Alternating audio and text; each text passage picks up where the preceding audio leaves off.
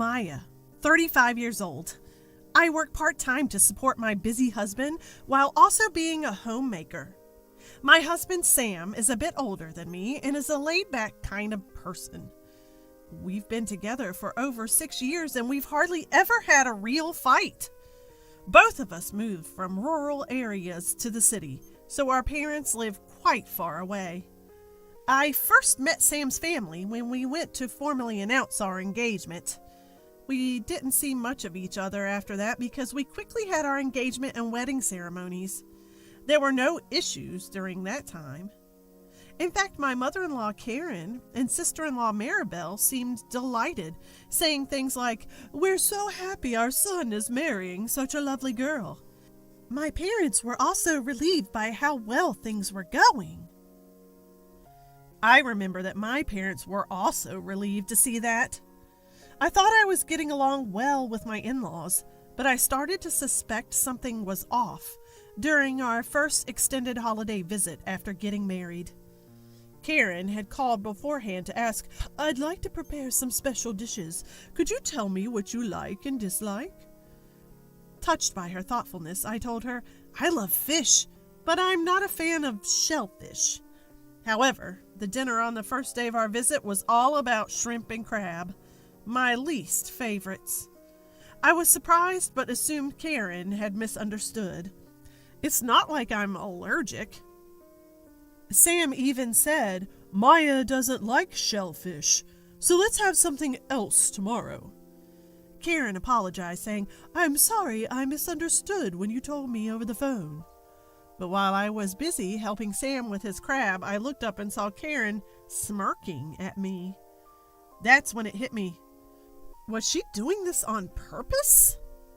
After Sam's comment, no shellfish appeared during our stay. But neither did any fish dishes. Then came the next extended holiday. Again, Karen called to ask about my food preferences. Remembering last time, I said, "I like anything except shellfish." While shellfish was served, other dishes were also available, so it wasn't a big deal. But during our stay, I noticed other annoying things. Like the water heater being turned off while I was in the bath, or footprints on my boots. When I asked Karen, she gave vague excuses like, "I didn't know you were in the bath," or "I accidentally stepped on them." I wasn't convinced, but before I could say anything, Maribel, who's close to Karen, glared at me saying, "Are you saying Mom did this on purpose?" Behind her, Karen acted as if she were the victim. Even my usually clueless father-in-law Leroy said, "Is something wrong with Mom?" That's when I knew for sure. This was harassment. During the next extended holiday, I was reluctant to visit Sam's family. I told Sam, "Karen is being mean to me." "Really? My mom?" Sam, even more clueless than me, couldn't believe it. I remembered what Leroy had said last year. I think Karen won't like it, though. I had an idea to make the oblivious Sam understand. I'm going to call Karen now, so listen carefully to what I say.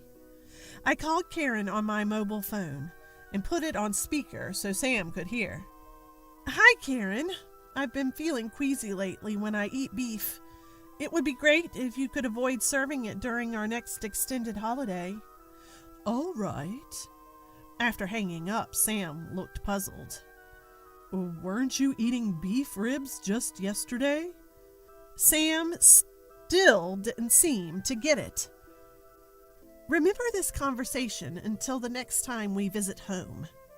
Then came the long holiday weekend.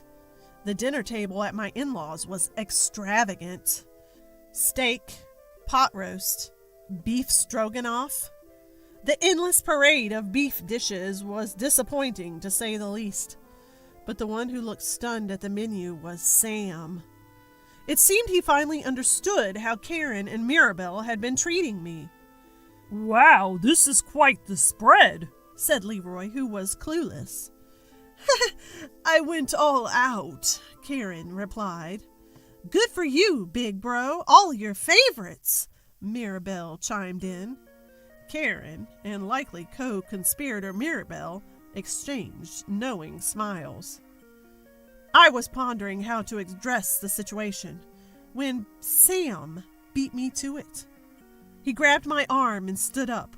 Mom, so you really have been harassing Maya.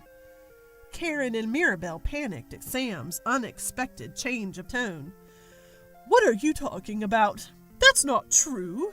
Yeah, big bro. Mom prepared all this lavish food for your wife, didn't she? I heard you on the phone, Mom. Maya told you she can't eat beef.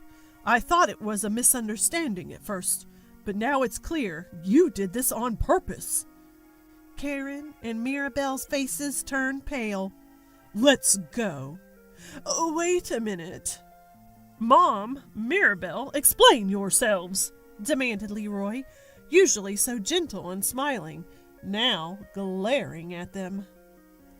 Ignoring the shouting and crying, we left my in-laws' house. On the way home, a calmer Sam apologized repeatedly. We agreed not to visit his family for a while. Knowing how much he loved his kind mother and adorable sister, I felt that was enough. Leroy also sent a letter saying we didn't have to see them until they genuinely reflected on their actions. He even included gift certificates. So peaceful days without visiting my in-laws passed by. Then we got news that kind Leroy had collapsed. Sam was torn about visiting them, but I encouraged him to go, and we both headed to the hospital. We met Karen and the others for the first time in a year and went into Leroy's room. He seemed stable, but his recovery depended on rehab. Seeing his weakened father, Sam looked defeated. Thinking about how Sam had stayed away from his family to protect me, my heart ached. After seeing Leroy, we felt a bit relieved. There's a great eel restaurant nearby. You like fish, don't you, Maya? Karen asked as we left the room, trying to gauge our mood. I was surprised she remembered my preferences. We haven't had much appetite since Dad collapsed. We want to build up our strength for tomorrow, Mirabelle added. We agreed to go out to eat, thinking it would be fine since there would be no other people around. The eel was delicious. Under different circumstances, we would have enjoyed it wholeheartedly. Karen kept asking, Is it good? Want to order the grilled one too? Mirabelle was also in high spirits. I'm so happy to have a meal with you guys. The atmosphere was so much more pleasant than before. It was unsettling. As we left the restaurant and headed for the station, we ran into one of Sam's classmates. It seemed there was a local get-together that night. Sam was going to decline, but I could tell he was tempted when he heard it was with old friends from his hometown. Why not join them? You can stay at our place tonight, if Maya is okay with it. Karen and Mirabelle looked at me. I was not heartless enough to say no. After all, Sam has been down lately and hasn't seen friends because we've been away from his hometown. Go ahead and have some fun. You need a break, I told him. Sam seemed surprised I was encouraging him, but he decided to go after his classmates insisted. Karen and Mirabelle have been behaving, so they must be remorseful. One day should be manageable. I was too optimistic, letting my guard down over a half-day event. I'd soon learn the hard way that people don't change so easily. Sam left with his classmates for the restaurant, and we headed back to my in-laws' house. Maya, let's have dinner. Karen calls me into the living room. The food on the table looked fine, so I was relieved. I forgot. I have a watermelon cooling outside. Could you bring it in? Sure, I reply. I didn't feel like I was being used, so I agreed. I open the front door and head to the yard. There's a watermelon by the faucet, soaking in water and looking chilled. As I'm thinking this, I hear a click behind me. A bad feeling washes over me. I try to open the front door, but it's locked. I didn't think we'd get a chance for payback so soon, a snide voice says. I turn to see two faces pressed against the living room window, grinning. Memories from a year ago flood back. These people haven't changed. You tricked me! You're the one who tricked us. Was it fun monopolizing our son? I just showed Sam the truth. That's called being a poor sport. It's unfair to involve men in women's fights, Mirabelle says, smirking. If you're talking about unfair, 2 against 1 is even more so. If you'd been more humble and apologized for that day, we'd let you in, Karen says, looking down on me. Why should I apologize? I haven't done anything wrong. But you kept my brother from seeing our dad. Isn't that cruel? I'm at a loss for words. I had felt guilty about Sam avoiding his family to protect me. If you want to come in, apologize for your past actions, listen to your mother-in-law, and clear up your husband's misunderstanding. Got it? Karen says, then closes the curtain and leaves. I'm left standing there, staring at the lights in the house. Was I wrong? If I had been more tolerant, would Sam have seen Leroy more? Laughter comes from inside the house, as if mocking me. No, that's not it. If Karen and Mirabelle hadn't harassed me, neither Sam nor Leroy would have had to feel lonely. No matter how unpleasant they are, they're still Sam's family. I was willing to forgive if they showed remorse, but I've reached my limit. If they want to fight, then let's have one. To signal my counterattack, I rang the doorbell over and over. Karen, Mirabelle, open up! I yelled, pounding on the door. Of course, they didn't come out, but I sensed the door of the house across the street opening. I turned to see a kind-looking woman staring at me quizzically. I'm sorry for the disturbance. I'm their daughter-in-law. They told me to sleep outside tonight. The woman quickly helped me up from where I was about to lie down in despair.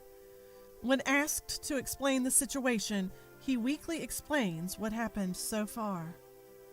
Turns out she's the mother of Sam's childhood friend and is close to Karen. She was initially shocked by Karen and Mirabelle's harassment, but believed me when she saw my sweaty, exhausted state. She offered to go confront Karen with me, but I was afraid of retaliation without my husband.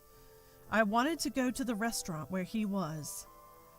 Her son was also at the gathering, so she took me there.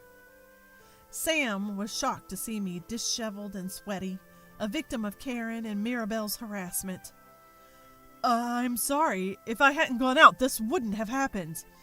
It's not your fault. I told you it was okay.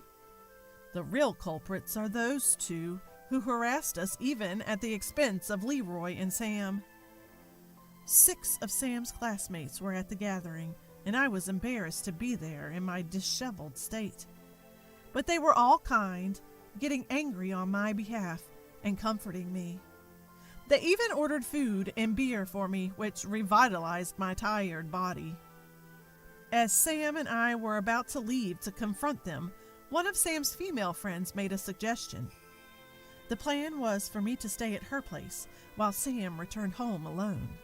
When Sam asked, "What about my wife?" the idea was to gauge their reaction. It seemed like a good way to collect evidence and assess their level of remorse, so Sam and I agreed. Around 11 p.m., the gathering broke up. I stayed at Sam's friend's house while he returned home. The next morning, as planned, I returned to find Sam at the front door. Next to him stood a deflated Karen and Mirabelle. They seemed relieved to see me, but quickly turned furious. "We were worried sick. We stayed up all night waiting for you. Karen lunged at me. Apparently, Sam hadn't told them where I was. Ah, but you're the one who locked me out. That's ridiculous. You probably went out manhunting. So that's their game. They planned to lie since they thought they had no evidence. Or maybe they thought my heart would quickly break and I would apologize. According to Sam, after locking me out, they had drinks and forgot all about me. When Sam came home, he panicked and looked in the garden only to find that his wife wasn't there. Sam lied on the spot, saying I went out and hadn't returned. Their thoughtless actions were so absurd, I almost laughed. Karen, remember the doorbell camera you were so proud of? It should have recorded me ringing multiple times, I said. What? Karen looked dumbfounded. Had she forgotten about her high-tech monitor while busy harassing me? Mom, the neighbor across the street saw Maya trying to sleep in the yard. She knows everything. I came back alone to see your reaction, Sam said. Karen and Mirabelle paled, realizing their harassment was now public knowledge. Instead of reflecting on your actions when Maya went missing, you blame her? That's so low it's beyond tears, Sam said. Unbelievable. I'll never forgive how you treated Maya. Don't expect us to ever come back to this house. Sam! Karen and Mirabelle let out cries of anguish as their beloved son turned his back on them.